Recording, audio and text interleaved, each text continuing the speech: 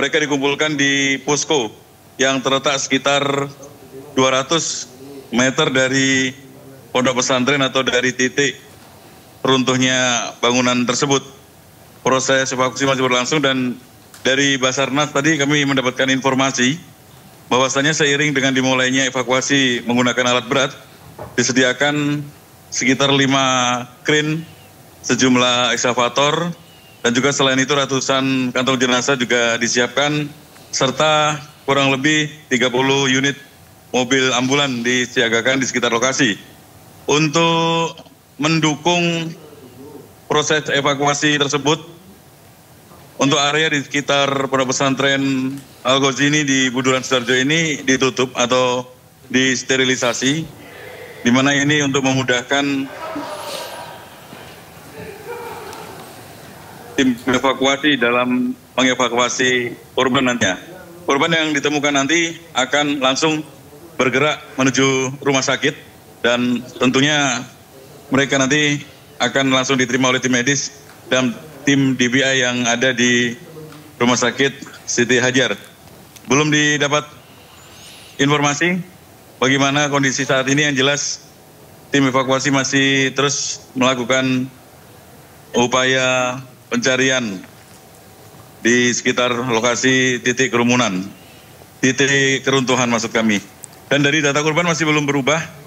Data korban yang dikeluarkan oleh pihak Basarnas hingga siang ini masih ada 108 korban yang telah terevakuasi. Dan kami tadi juga mendapat informasi dari tim Basarnas bahwasanya kondisi di sekitar lokasi keruntuhan tersebut bau cukup menyengat dan informasinya sudah tidak ada tanda-tanda hidup. Maksudnya diduga semua korban yang ada di bawah runtuhan itu sudah meninggal dunia. Demikian Diandra. Baik, Pramono, bisa dikonfirmasi kembali untuk korban terevakuasi ini ada 108, betul? Betul. Baik. Ya, baik Diandra. Untuk mengetahui secara langsung bagaimana kondisi evakuasi siang ini, saat ini tengah bersama saya Bapak Fraser dari Basarnas. Pak Fraser, ya, bisa maju sedikit? Ya, Pak Fraser, bisa dijelaskan bagaimana kondisi evakuasi siang ini? Oke, siang ini adalah fase penyelamatan atau rescue base. Kami rubah modenya dari mode penyelamatan menjadi mode pemindahan puing-puing atau recovery, bukan recovery, tapi remove the rubble. Ini tujuannya adalah untuk memudahkan kita mencari akses. Tetapi tindakan ini tentu memiliki risiko. Nah, kami sudah mengantisipasi peralihan mode ini dengan menggunakan justifikasi yaitu scanning ulang. 3 kali kami melakukan scanning di 3 waktu yang berbeda. Hasil yang didapatkan dari keseluruhan hasil scanning adalah tidak ditemukannya tanda-tanda pasti kehidupan dari tempat-tempat yang kami scanning. Sehingga dari hasil temuan ini kami laporkan kepada, melalui Kepala Badan SAR Nasional, kami laporkan ke BNPB selaku Koordinator Nasional Penanggulangan Bencana untuk direncanakan bagaimana tindak lanjutnya. Karena masih ada 7 paket atau 7 jenazah di lantai bawah yang ini juga terekspos dengan lingkungan luar. Dan ini sudah masuk ke hari ketiga, sudah mulai terjadi dekomposif, ada kerusakan parah yang harus tidak mau akan segera kita recovery. Lalu kemudian di hasil kesepakatan ini kemudian ditawarkan kepada pihak keluarga dan juga kepada pengelola pesantren. Dan secara aklamasi mereka semua menyetujui untuk ditindaklanjuti dengan fase pemindahan puing. Dalam fase pemindahan puing ini kami tetap melakukan pendekatan secara kehati-hatian karena kami juga menghormati hak dasar dari setiap orang yang kita cari yang terjebak di dalam. Jadi faktor kehati-hatian ini adalah untuk memastikan bahwa korban yang bisa kita ambil adalah korban yang kita utuh. Lalu kemudian kita sediakan kurang lebih ada 300 body bag. Ini untuk antisipasi apabila kita menemukan korban yang dia ruptur, terpisah dan sebagainya dari body part, maka ini harus kita amankan dengan satu sampel dengan satu bag sendiri. Tidak boleh digabung karena nanti akan membuat proses identifikasi akan sedikit sulit apabila ada pencampuran cairan dan sebagainya dari dua DNA berbeda. Ya. Kemudian untuk mengantisipasi atau mengurangi bau tidak sedap atau bau jenazah di sekitar lokasi, bagaimana nih dari pihak Basarnas? Ya, kami juga bekerjasama dengan Dinas Kesehatan. Kami juga sudah request kepada pihak Dinas Kesehatan dan juga melalui BNPB bahwa kami membutuhkan peralatan proteksi yang berupa hazmat suit level 1 seperti pakaian kalau kita menghadapi masa-masa COVID seperti zaman dahulu. Lalu kemudian setiap objek yang ada jenazahnya ini kita semprot dengan disinfektan. Itu bukan untuk menghilangkan tapi mengurangi. Untuk mengurangi dan juga kita bungkus, kita wrapping untuk menghindari expose yang terlalu masif keluar dari mulai aroma ataupun penyebaran dampak lain dari decomposition yang terjadi pada jenazah tersebut. Ya, berarti hingga saat ini bisa dipastikan korban yang ada di bawah runtuhan itu ada berapa orang, Pak? Ada 7 orang yang sudah suspek, posisinya semua terhimpit di kolom, ada di sektor A2. Berarti hanya 7 orang, Pak ya? 7 orang yang confirm, yang lain masih in search dalam pencarian. Oke, baik. Kemudian hingga saat ini, hingga menit ini, detik ini, bagaimana hasilnya, Pak? Saat ini proses masih memindahkan di lantai paling atas. Seperti kita lihat di gambar negara. Kita lihat kita memindahkan puing-puing yang dia tidak terkoneksi langsung dengan struktur utama. Seperti misalnya bambu dan sebagainya, ini kita singkirkan dahulu. Setelah yang tidak terkoneksi ini disingkirkan, kemudian baru satu persatu bagian-bagian bangunan ini kita sanggah, lalu kita potong dengan perkiraan bobot kurang dari 5 ton lah, untuk meminimalisir bobot yang diterima oleh kren dan juga jarak jangkau yang lumayan jauh sehingga mengurangi dampak dan terjadinya kekeliruan atau kesalahan yang menyebabkan kedaruratan. Ya. Prinsipnya adalah kehati-hatian. Kemudian diprediksi untuk korban sendiri nanti bisa diangkat kira-kira jam berapa, Pak? Kalau kita bicara waktu, ini sangat dinamis ya. Karena seperti tadi kami sampaikan, pendekatan kami adalah kehati-hatian. Setelah dibuka, dicek lagi, ada nggak? Kalau tidak ada, maka dilanjut pekerjaan berikutnya. Setelah diangkat, dicek lagi di dalam ada tidak orang atau sesuatu yang terkait dengan informasi keberadaan orang. Kalau tidak ada, baru keren lanjut lagi. Terus proses ini berlangsung, tetapi apabila begitu dibuka, ada ditemukan korban di dalam, maka keren akan berhenti dulu bekerja, maka dilanjutkan dengan proses evakuasi. Ya, kemudian terkait dengan kondisi di sekitar lokasi, sterilisasi bagaimana, Pak? Oke, untuk sterilisasi kami sudah confirm kepada safety and security yang diamanahkan ke kepolisian dan juga teman-teman TNI bahwa perimeter dari lokasi kerja adalah kurang lebih 500 meter. Ini untuk menghindari pertama apabila terjadi tidak kita inginkan, area yang kita bekerja ini clear, mobilisasi yang kita tahu sendiri betapa crowdednya lingkungan yang ada di sekitar lokasi kejadian. Oke. Baik, terima kasih Pak Wesar. Kita tunggu informasi berikutnya. Baik, terima kasih. Salam sehat selalu. Oke, baik. Baik, pemirsa, itu tadi penjelasan langsung salah satu tim evakuasi dari Basarnas, yang mana saat ini masih berlangsung proses evakuasi. Dan pemirsa, inilah suasana di posko.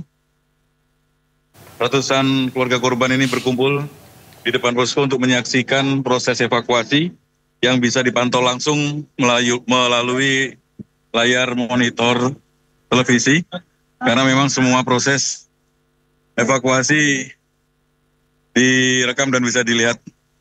Ada beberapa kamera CCTV dipasang di sekitar lokasi evakuasi. Diandra. Baik, Pramono, sementara kini kita lihat keluarga korban masih berkumpul di posko medis, sementara apakah ada pendampingan kepada para keluarga korban atau wali santri ini? Ya, untuk pendampingan keluarga korban mulai hari ketiga kemarin sudah dilakukan oleh sejumlah pihak, baik dari Dinas Sosial maupun dari petugas kesehatan aparat kepolisian yang diterjunkan. Bahkan tadi sempat dilakukan pencerahan dan juga trauma healing agar keluarga korban ini tidak terlalu berdampak pada psikisnya. Dan ini kelihatannya keluarga korban lagi fokus untuk melihat proses evakuasi, yang mana tadi telah dijelaskan oleh tim Basarnas bahwasannya saat ini tim evakuasi sedang membersihkan apapun yang terjadi di atas, membersihkan puing-puing kayu dan bambu, untuk kemudian nanti akan mengangkat betonnya dengan menggunakan alat berat kren. Inilah suasana siang ini, cuaca cukup panas, namun tidak menyurutkan keluarga korban untuk tetap semangat menunggu kabar dari tim evakuasi. Dan mereka berharap meskipun sudah memasuki hari keempat ini, mereka tetap berharap mukjizat saudara, anak, ataupun kerabat mereka yang terkena runtuhan bisa tetap sehat, tetap hidup. Demikian, Diandra. Disampaikan juga 108 korban sudah terevakuasi, kemudian yang terdeteksi oleh Basarnas atau dari tim SAR sendiri ini ada 7 jenazah di lantai bawah. Lalu masih ada berapa korban yang masih dilakukan pencarian, yang masih tertimbun? Ya, kalau jumlah total yang tertimbun memang belum ada pernyataan resmi, namun dari alat yang ada terdeteksi ada 7 korban di lantai dasar. Dan nanti setelah mengangkat korban di lantai dasar itu, tim evakuasi akan kembali melakukan pencarian di antara puing-puing reruntuhan dan tentunya dengan menggunakan bantuan alat berat. Tadi sempat kita tanya apakah ada target kira-kira bisa mengangkat korban jam berapa. Pihak Basarnas menjawab tidak bisa ditentukan karena memang proses masih terus berlangsung. Dan untuk proses sterilisasi seperti yang dikatakan oleh tim Basarnas, 500 meter dari titik keruntuhan sudah harus dikosongkan. Karena ini bisa mengganggu proses evakuasi dengan menggunakan alat berat. Dan untuk sterilisasi ini, sejumlah aparat kepolisian, TNI juga disiagakan, tentunya juga dibantu oleh pihak dari pondok pesantren. Sejumlah santri juga tampak ikut mengawasinya. Demikian, Diandra. Baik, Pramono, kita akan kembali tersambung dengan Anda usai jeda berikut. Baik, Pramono. Ya. Sementara itu tadi kan juga sempat disampaikan oleh tim SAR bahwa saat ini model evakuasi ini sudah berubah dari model penyelamatan menjadi pengangkatan puing-puing. Jadi ini dapat dikonfirmasi bahwa saat ini sudah tidak ada lagi tanda-tanda kehidupan di lokasi runtuhan.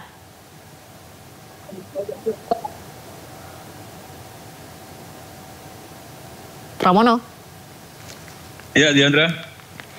Ya, Pramono, tadi disampaikan oleh tim SAR bahwa model evakuasi ini kan sudah berubah dari model penyelamatan menjadi pengangkatan atau pemindahan puing-puing. Dengan demikian dapat dikatakan bahwa saat ini sudah tidak ada tanda-tanda kehidupan di lokasi reruntuhan bangunan.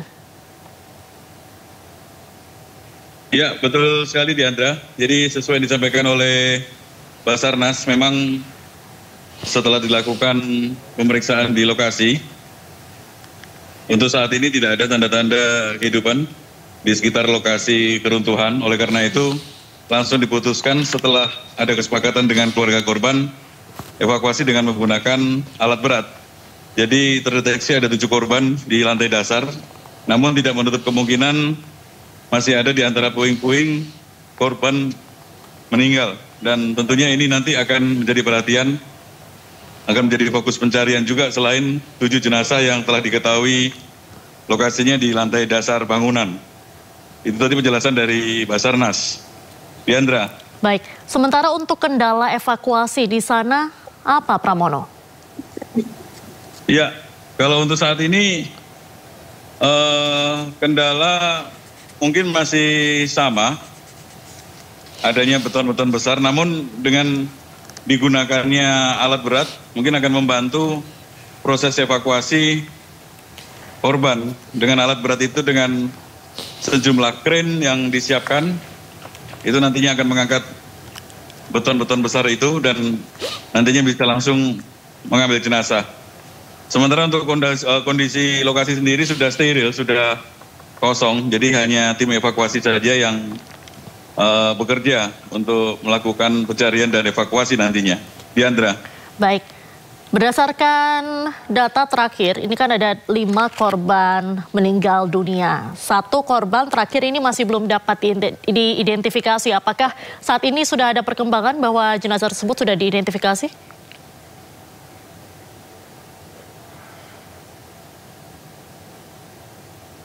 Pramono?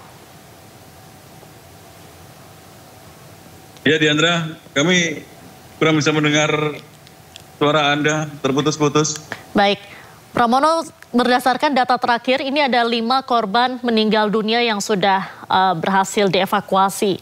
4 korban sudah berhasil diidentifikasi, sementara 1 masih dalam proses. Apakah saat ini sudah ada perkembangan? 1 jenazah tersebut sudah dapat diidentifikasi atau belum? Ya, tadi sempat kita konfirmasi ke petugas tim evakuasi, memang tadi malam atau Kamis dini hari tadi ada 1 jenazah yang belum teridentifikasi di Rumah Sakit Siti Hajar dan masih dilakukan identifikasi dari tim DVI Polda Jatim. Namun dari pagi tadi kami sudah mendapat kabar untuk 1 jenazah itu sudah terkonfirmasi atas nama Saiful Rosi, korban yang ke-108. Ini sesuai dengan data korban yang dipasang oleh tim Basarnas. Jadi kalau semalam belum ada nomor 108, mulai pagi tadi sudah ada dan rupanya itu merupakan hasil identifikasi dari tim DVI Polda Jatim. Diandra. Baik, Pramono, kami mendapatkan informasi bahwa Wakil Gubernur Jatim datang ke lokasi runtuhnya bangunan. Apakah sudah ada di sana?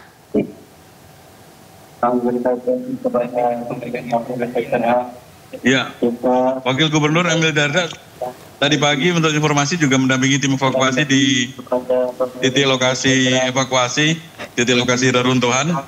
Namun siang ini di posko masih belum terlihat, masih belum tampak. Tadi konferensi pers hanya dilakukan oleh perwakilan Basarnas, Ketua BPNP dan dari Menko PMK. Demikian, Diandra. Pramono, tadi kami lihat ada rombongan dari Wagub Jatim, salah satunya tadi ada istri dari Wagub Jatim, Arumi Basin, melewati Anda. Apakah bisa kami lihat kembali di sebelah kiri Anda atau di belakang Anda? Bukan istri dari Wakil Gubernur, namun Wakil Bupati Sidoarjo. Oh baik. Ada Mimi Idayana yang tadi melintas, setelah melihat sekilas langsung balik dan saat ini sudah meninggalkan lokasi, Triana. Baik, apakah ada pejabat lain yang datang untuk memantau langsung proses evakuasi hari ini? Kalau untuk proses evakuasi kita belum tahu karena kita tidak ada di titik lokasi proses evakuasi tersebut. Namun di saat ini di posko belum ada pejabat yang datang. Sementara bantuan saja yang tadi tampak sudah terus berdatangan. Demikian, Diandra. Baik, selanjutnya Pramono, untuk kondisi korban selamat saat ini seperti apa informasinya? Untuk kondisi korban selamat, informasi yang kami terima masih berada di rumah sakit, di RSUD Sidoarjo atau di Rumah Sakit Siti Hajar, namun kami tidak memantau langsung karena saya kebetulan berada di posko di dekat Pondok Pesantren Al-Ghazini ini. Baik.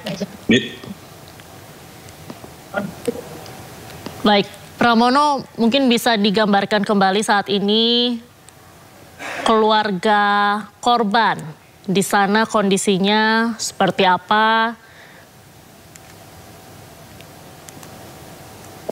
Ya, untuk keluarga korban saat ini masih terus menunggu. Mereka berkumpul di posko yang ada di bangunan kampus milik Pondok Pesantren Al-Ghazini. Ini juga ada pendampingan. Kalau pemirsa melihat di layar televisi, ada pendampingan keluarga korban dari tim psikologi kepolisian.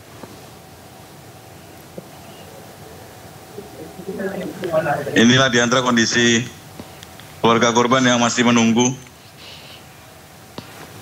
Meski mereka sudah sepakat untuk membantu tim evakuasi, mendukung untuk mengevakuasi dengan menggunakan alat berat, namun mereka masih tetap menunggu kepastian. Mereka menginginkan dan berharap agar anak, saudara, atau keluarga mereka bisa ditemukan. Demikian, Diandra. Baik, Pramono, kami akan terus memantau gambar Anda dari posko SAR.